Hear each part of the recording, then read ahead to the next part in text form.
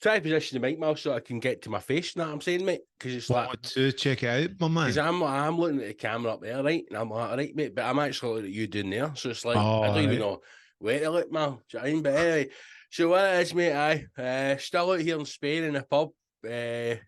Paul is still after me and that, but like I was saying earlier, man, see, since the Queen died, I just don't feel like Britain feels like him anymore, you know what I mean? See, that's how I moved out to Santa Ponsa and opened up a Gaza bar. I called it Gaza. Right next to Lineker's bar, just up the road for Beckham's bar. See when Lizzie died, mate, see that time when I saw the Range Rovers off flying into fucking Balmoral, I was like, this isn't a good sign, that I'm saying, but this isn't a good sign, man. And I remember my wee godless are still watching it, right? And she's like, see the time when we're flying through Aberdeen, man, right? And all the tractors and that were lined up against the hedges, like bowing their fucking, like, the tractor buckets and all that. My mum was like, that's the farmers bowing to fucking the Queen, man. I was like, you know what, that's fucking here. That's class. We need more for British farmers, right? And then I went down to see the price of milk, and I was like, you know what? See the dairy farmers, right? They can all get fucked. Sorry, Karen. Stab him in the neck. Nah, listen, £1.63 for a litre of diesel, man. That's all I'm saying, man. The world's going to fuck, man. Anyway, what's that got to do with Daisy? What's that got to do with the Daisy farmers? Daisy farmers, mate, are the ones that fucking fund this stuff. Because what happens is the Daisy farmers, mate, right, send their money illegally, man, right, through poppy farming, send their money illegally through the cocaine distribution of South Colombia through the Medellin cartel, right? And then the Medellin cartel are actually funded by a branch of the Russian government who control oil, man, who sell it to the Chinese, and they control everything, man. So it's all conspiracy, mate. Mate, welcome to 242 episode 242. Of the hashtag show ho ho. Hashtag show 242. Israel is at war with Hamas. Russia at war with Ukraine. Mal at war with his blood pressure. It's a difficult time to be alive, but we are here on the front line bringing you the big news. Difficult day here in the Gibson Derrick household, Mal. I am now into day 4 of the cold, and we woke up this morning to the news of a broken wash machine, Mal. It's been a difficult time. God bless you. We had to go straight online and order a new one. Lured in, Mal, with the advertising, of get your dishwasher or your wash machine, in 24 hours. It's actually going to be 7 days. But it's see with your van. See with your van, but you could just go up to like a scratch and dent place, get a fucking wee bad boy in the van, fit it that night. Here's the thing, Mal. You could even fit a wash machine. I can do it. It's dead easy. Well, I'll tell you this, I can't, but I know a woman who can, the missus. How? You can't fit a wash machine? Mate, you literally plug it into the wall and fucking screw a pipe into the back. A mortise and tenon joint. Some of us are lovers. Underneath the dovetail. Other guys know how to fucking... Well, that's why I get the missus. She knows how to plumb stuff. She plumbed it in a wash You know how to plumb all things. She knows how to plumb all things. You know what I mean, bro? Say no more, champ. Sadly, mate, scratch and dent. It's just not the way to go, now. It's not the way to go, It is, unless you're a fucking Tory like you. Like, I'm not doing that. I'm not helping the poor. I would say that a scratch and dent is the way to go if you're a single man, a thrifty man. But there's a young lady in the house, 2 women. They need clean clothes. You've got to make sure you get the good stuff. So we've had to buy a new wash machine. How does that work in a new dynamic? Do 2 use half in for it, or are you going? I'll get this still, or she go? I'll get this. Hun, what does a woman call? Guys call women dolls. What do they, apart from arseholes, what do they call us? Back up. Son. What? Big Papa. Big dog. Cock muncher. Big dog, mate. Spunk provider. And he just howls, mate. Golden nuts. We'll come on to the Beckham documentary in a moment. Yes, but so how does it work in the dynamic? Do you go like, you're all right, princess, you sit down, I'll get this for your Christmas? Or does she go like, you know what? I know you've had your eyes on a tumble dryer, wash machine. I'm going to get that for your Christmas. What's the dynamic there? Well, I imagine that most women would know that if a new appliance, a new white good is bought, that's their Christmas. I imagine all women would know birthday, that. Depending on where you're in the calendar year. Correct, Mal. If it's pre-birthday, any white goods bought is birthday, and if it's post-birthday, whatever after, then it's Christmas. It's an odd one, and I think stuff like that is very much dependent on the relationship and the couple. Some people will always be 50-50. Mm-hmm. I think teamwork to make the dream work. Some people will always be the man pays for everything. And I think the best way out of that is to be on a united front, in the sense of, as we spoke about last episode, a united front wins always. in that there'll be times in a month or over a course of a period of time, or even in a year where you might have more money than your missus, or she may have more money than you. For example, the perfect example is the relationship I'm in just now, because I get paid fortnightly, the missus paid monthly. So it's not like you're both getting paid at the same time and there's always money coming in. So when you're in that dynamic, I think it's best just to go, whatever needs paid, and it balances itself out. So what is your answer there? You're dancing around the fucking table, big guy. Sometimes some people pay for things, and sometimes other people pay for other things. I think that's the way you're a kept man. You're a kept man. You're in that wee hut with your feet up. She's like, you just get in there, do a podcast. I'll walk like fuck, and I'll buy all the stuff. I haven't left this pub. And I hope finish my that way you'll send that house. No pocket money for a month because she's got to contribute. She's got to learn the hard way, Scott. You're the man in the house. So you've got to learn the other lessons. It's a difficult road to a path to walk. Well, you know. Listen. The fucking game's over. It's time to join the adult world. That's what you tell her. All your toys, Christmas is over. Start chipping into your route. Wait, did you see? Laura's when? 12. Exactly. Start getting digs off her. She's out in the streets. Scott, you need to fucking toughen down. Wait, I'll tell you a true story. We were laughing there about a couple of weeks ago when Laura says to her, what age do you think you're going to be when you move out?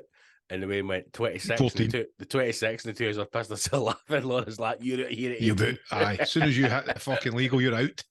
I will say this though, right? As the Smalling situation is, I imagine it's happened to every single adult now. I imagine if you're over the age of 25, you've experienced that, came down, the washing machine lights flashing, and it's fucked, right? Did you do all the usual, try to Google it, fucking troubleshoot it? Or did you just go, let's fling it out? No, we done it all, and then Laura's like, I actually saw it fucking do this last week, and I just blanked it and didn't want to accept it, and it's done another 2 washes since. Have you got a wee kind of magician guy that kind of works the area, comes out and sorts these things, like a kind of witch doctor for washing machines? Because I've got a guy doing this way. He took my washing machines back for the grave. I actually looked at 2 people online this morning because I says to the missus, I was like, should we call somebody out? The call out charge for one was £110 and it was £126 for another guy. I was like, am I calling it a vet just for the call out charge? So I'm going, that's already more than a third of the price I buy in a new washing machine. Plus, the washing machine is really old. So it's just one of the things. It's one of the things when you realise, for me anyway, when stuff like that happens, one, I'll say this, I think the washing machine breaking in the house is the worst thing that can break because it's just a fucking, you don't realise how much you wash your clothes and need your clean clothes. Brutal. There's only one thing that's worse than a washing machine break. The wife. A heartbreak. Okay, you remember a heartbreak. Get over the heartbreak, you fucking faggot. The other thing is... other thing's what? The other thing is, when stuff like that happens, when you go to the place like a big white good... When you stub your known her chin. That's when you realise, mate, it is actually shite being an adult. Because I was thinking back to like when I was young at like high school, and you're going, see when I'm growing up, man, I'm going, how's it like? It's fucking... That's when you're the harsh reality of adulthood hits you in the face, going, fuck, the washing machine's broke. I know. And I've stubbed my fucking foot in her chin again. Mad shit like that. Hey, right, listen. I was up in Dundee playing on Friday, right? And I had this, and I actually said this joke to Maria in the way home, and I went, you know what? See if I was a stand-up, I can make a skit round that. Then I went, no, better than that. I can say the idea, and Scott can make a skit round this. Oh no! Can I tell you my skit? Which I think it's quite funny. Is it racist? Racist? I can't even speak. No, nobody's getting hurt in this. Nobody's getting hurt apart from me. Right? Doesn't sound like a mal. Doesn't sound like a mal skit. No, it's like all comedy in it. It's the comedian takes the fall. Right, here it is. You ready for it? You are the butt of the joke, right? Right. Strap yourself in for this bigging, right? I'm in. So me and him, right? I'll do it as if you're a cheeky mal gig, right? Right. So I did a bit of DJing that. No, Glasgow, my favourite town, right? Did a bit of DJing. I was actually other night there. I was DJing up in Dundee, but I drive from what puts on a hotel. Now, as soon as the promoter puts you on a hotel, that's when the missus pipes up and goes, "Oh, what hotel is it?" Right. So it was a swanky one, Scott. Right. So she's been like, "I'll come up to just to kind of like just chum me up on the road." She doesn't go to the gigs. She doesn't go to the gigs. She just goes up, enjoys the hotel, a wee meal, blah blah, goes to bed. I go to do the shift, and I come back, right. And I was like, right. We're 20 years in and all that, I need to try and keep things fresh. So I said to her, what about a wee bit of role playing, doll? Right? Oh no. And she's like, well, we are in a hotel and it's a lovely hotel. You've plied me full of drink, took me for a nice meal. The least I could do for you, other than your washing and all that, is okay, agreed to this wee bit of role playing.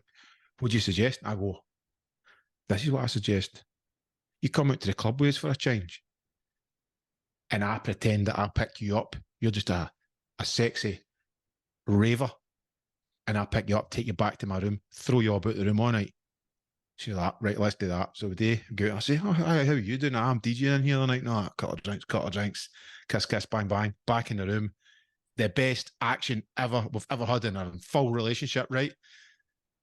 Flinging about the room and all that. She's like, oh, I'm just a dirty you've picked up for the night, right? Smashing it, nailing it, everything, eating it, licking it, chipping it, you name it, right? Is that no fucking Fatboy Slim song? Aye. Eating it, licking it, chipping it, repeat. Right, so full night of pure action. We're young again, Scott, right? Fucking driving down the road and all that. Just buzzing for the night. Get home. She's fucking kicked us out.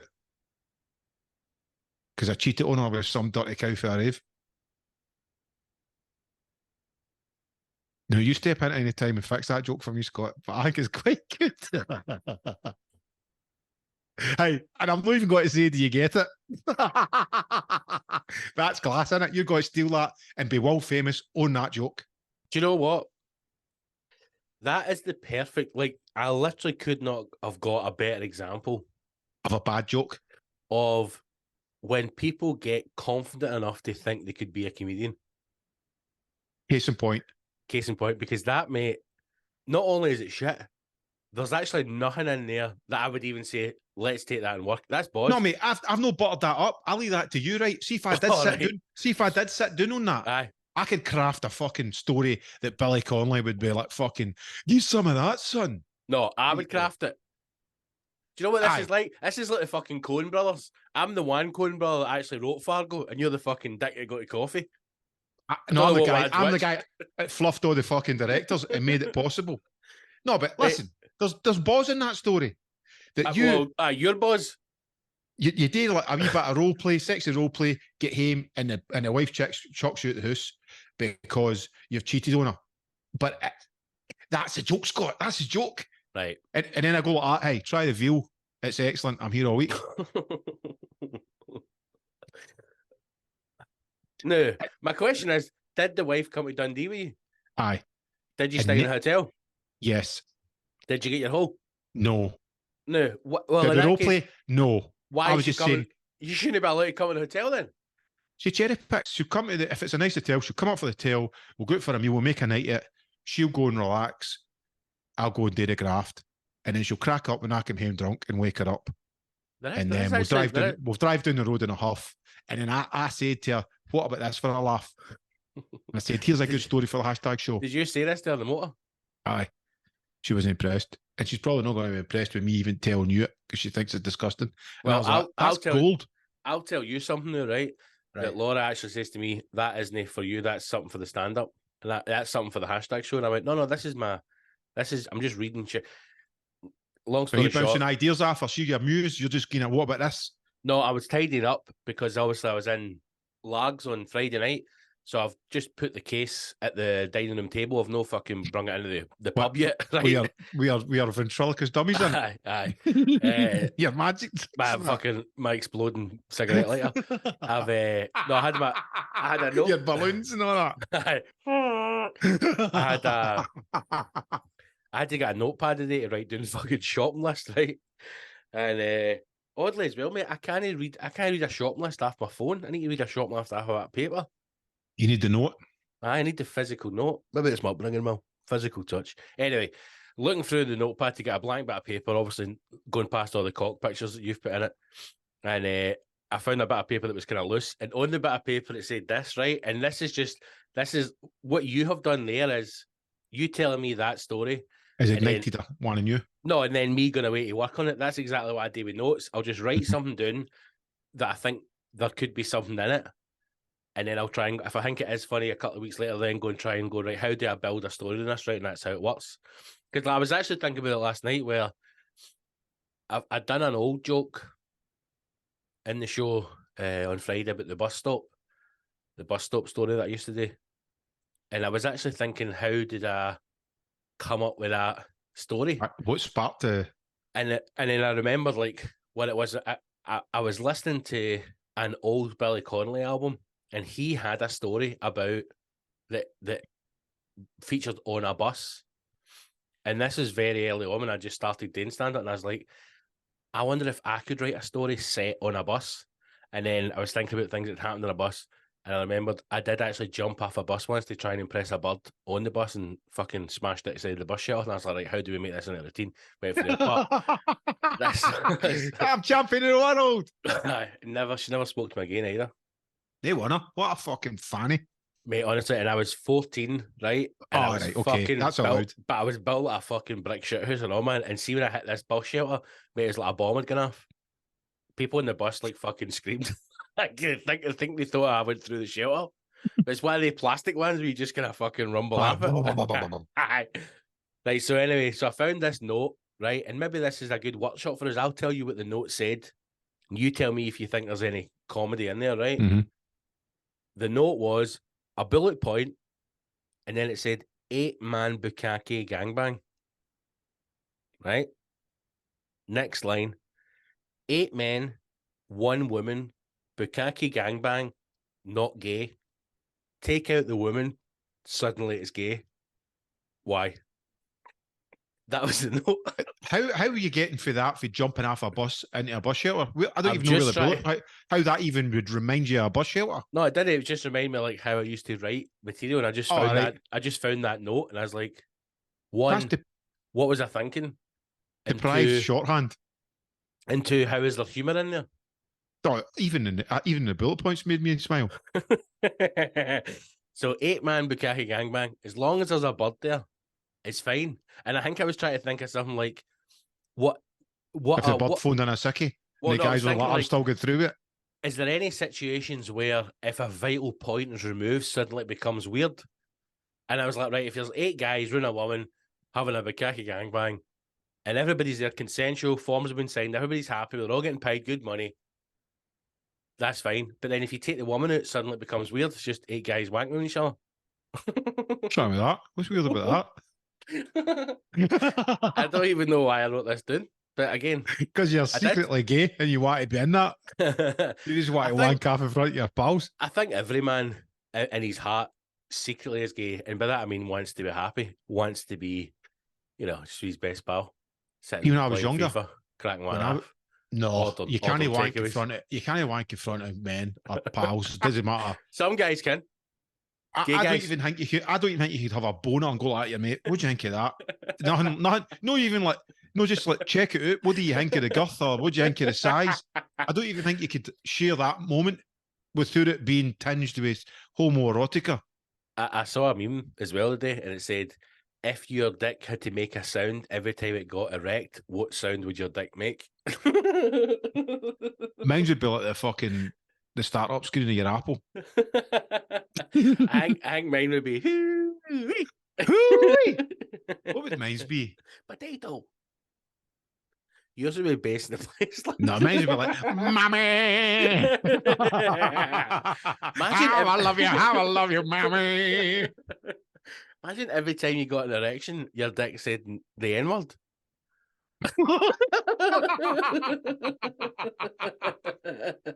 Not only is that cracker pull his dick out of me, he called me the N-word, motherfucker. Imagine if every time you got an erection, your dick guy was like really racist. Why can't I not say racist tonight? Really racist. Imagine if like you make a deal with the devil, and the deal is you get the ideal size Bobby that you want, the perfect woman. She's mad for you, sex daft, 24/7. But the B-side is every time you get a hard on, your cock turns racist, mate. This is screams. It's all tied in because our new podcast, If Cocks Could Talk, it's all linked. It's all going down the same road. Imagine, mate. You need to keep it internal just to muffle it sound. You just put your thumb out. It's wee fucking Mick Jagger cock lips. No. Just put your wee thumb out. Shut it. And you'd be like in the corner and all that, shh, shh.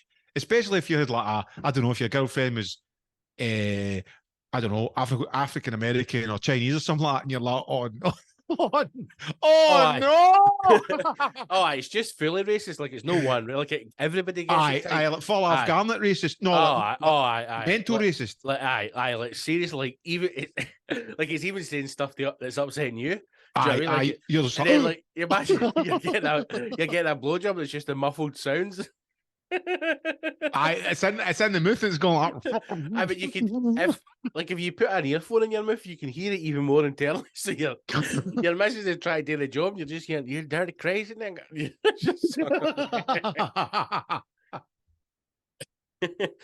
imagine, mate, if your dick was racist when it was hard. And if your girlfriend was, say, like she was Chinese, she's like, "Oh, me so horny," or however they talk, like. Your dick's like, don't stick me in that fucking yellow thing. Don't mention Vietnam. There's a couple of ping pong balls in here. Get me it. You'd need to go with a deep bird. You'd need to go with a deep bird. But then maybe what if she's just seen its wee lips moving and she knew sign language? Can you read cock lips? Can you read lips, love? I can. You just see can you read cock lips? That is the most racist penis I've ever encountered. He was all right. I had to end it with him. He was all right, but his cock was such a racist bastard. I just had enough of him. I've had enough of his terrible. cock. We've always got to shag with a semi. How's that, love? Well, you'll not believe this, but say when he's full raging, his cock's a racist bastard. He made a deal with the devil. Spat in my face, and you only guess what to tell me. Hey, right, listen. He was trying to choke me during sex. I was loving it, and his cock shouting, "George Floyd, you bastard! George Floyd!" And I was like, "This is too much. I can't handle this." He picked me on my knees, took me from behind, and all I heard was, "I'll swing you for the trees, you kid." I was like, "What did you say there?" And he's like, "Nothing. It wasn't me. It was my cock." What? He's Wally trying to put a pillowcase on its head. Oh dear. Good to laugh, man. A wee teeny pillowcase. Where it's wee fucking one eye. Like a wee ghost. Right, listen. I know you watched it, and I had a wee laugh to myself. I think it was 2 episodes of the Beckham documentary. Did we talk about this last episode? No, but you mentioned it, and that's what kind of put it in my head. Right, I've watched the 4 of them. There's 4 episodes, and I bet you fancy Beckham. You think he's brilliant now. No, but I do fancy Posh Spice. No, I thought she just looked. Oh, no, she was no aging well at all. See, no, man. See, there's one when she was sitting on like a kind of chair, and I was like, do you know what, Victoria, you're looking lovely. She looks she's looking great, man. Like an old newsreader, like a sexy newsreader. She's looking great, man. She's looking lovely. But I tell you what, I've only done 2, right? I've watched the rest of it tonight, and I'll say to you this: that, as you know, I'm not really interested anymore in football. I know, but did it not take you back, Mal, to when football was fucking brilliant? Well, even just seeing the teams coming out and all that, I was going, that's the kind of football that I remembered, right? So I would say it would probably be like 94. I drifted away from football. Like Loudrop, McCoist, when was that? That's 94, 95. 90s. Early 90s. And then the Beckham thing, I was also aware of it kind of thing, but I never really gave it much focus because I was like ball deep in fucking women, raving and shagging, misbehaving. And but what I thought was incredible, it's very well made, and it's made to. Well, I felt it was made. They're gearing up to do some world domination shit or some new product, and they've paid for that documentary to be done. No. It's the Fisher guy who's actually the guy in Succession. He's the wee lawyer guy in Succession. There's hundreds of wee lawyer guys. Who's that? The wee kind of ratty looking one with the black glasses. The older one. Is it Finch? What's his name in it? I can't remember. What? That's him that's doing the documentary? Yeah, he's a documentarian. Oh, right. I just thought he was an actor. No. He directs and he's a documentarian. And, wow. Fisher. What is his name? Fisher. He's been in a few kind of films. He always plays the same wee kind of guy, doesn't he? Fisher Stevens. That's him there. Don't know if you can see that in the camera or not, if it'll focus, but no focus because the light. It just looks like a pillowcase. No, I can't see him now. Right, good. So he done the documentary. Aye, so he's obviously in who? Oh Christ, no, I've gone dark. Fuck's sake. Better watch your cock doesn't start shouting at you. It might come back. I'm not sure. I don't know. Anyway, he has. So the story was that Beckham is apparently a close friend of Leonardo DiCaprio, and Leonardo DiCaprio was at an event for Martin Scorsese that Fisher Stevens was at, and Leonardo DiCaprio is producing another documentary that Fisher Stevens' production partner is also involved in. That's how they were talking. And Leonardo DiCaprio says to Fisher Stevens, if you're looking for a project, you should do a documentary on David Beckham. And this is where it kind of made sense to me, because when I was watching it, I'm going, this is a guy who's doing a documentary on David Beckham without being a football fan. Without have been sucked into all that shit back in the day. So he's almost coming into it in the middle of the fence, just looking at it as a story. He doesn't know anything about football, and that's where I think it fell down a bit. Because I would rather it have came from somebody who had far more knowledge on football. Because I felt as if obviously it touches on his Manchester United career, right? Obviously, but then I do think that it brushes over it quite quickly. And then Real Madrid, it brushes over that as if it almost didn't happen. Right. And then, I've not seen that bit, so don't go too spoiling it. But I guess it's what happened anyway. So, like the fact that they gone to the America thing, right? The whole then when they went to AC Milan, then when they went to PSG, it just doesn't brush in. And then obviously, I was listening to him. He was being interviewed on Talksport, and he was saying like, they had basically finished the documentary, and then the whole Messi thing happened with Messi going to Miami. So they had to kind of shoehorn this bit in, and it did feel as if that was shoehorned in at the end. But I think the documentary is fucking brilliant. I've seen some people who don't like it, but again, it's people who can't see past their, Scotland, England, Man United, whatever. For me, obviously, I'm a Man United fan, but I think Beckham's one of the greatest footballers of all time. I think when you look back over some of the clips and all that, mate, I went back and watched the highlight reel of some of the free kicks. He was fucking unbelievable, man. It was fucking sensational. But then when you were watching it, right, because I'm thinking now, how many years have we had who's the greatest of all time? Is it Ronaldo and Messi? It's neither of them. And this is my thing. Beckham's no better than them, mate. No, Beckham's no better than Ronaldo or Messi, but Ronaldo and Messi are not the greatest of all time. This is a longevity thing. And this happens in everything. That the two of them have become art. They've transcended football. It's no longer about football with them. It is who is a brand, they have become artists in their own right, if you like. The Ronaldo and the Messi, the CR7 and Messi, it's a separate thing now for football, and they are being branded as the greatest of all time, I think, through longevity. It's like anything else. DJs to keep the brand alive or whatever.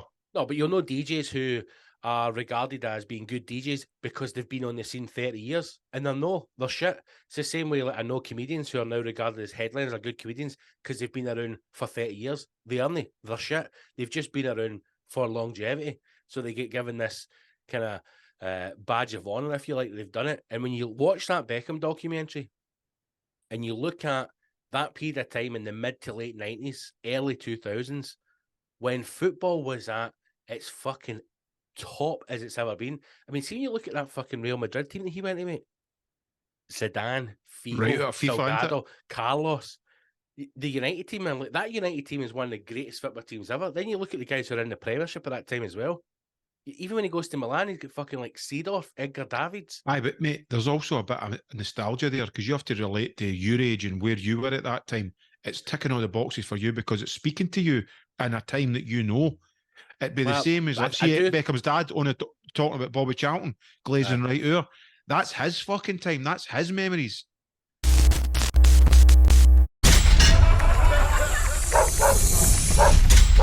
Bye, everybody. Thank you. Good night. Okay.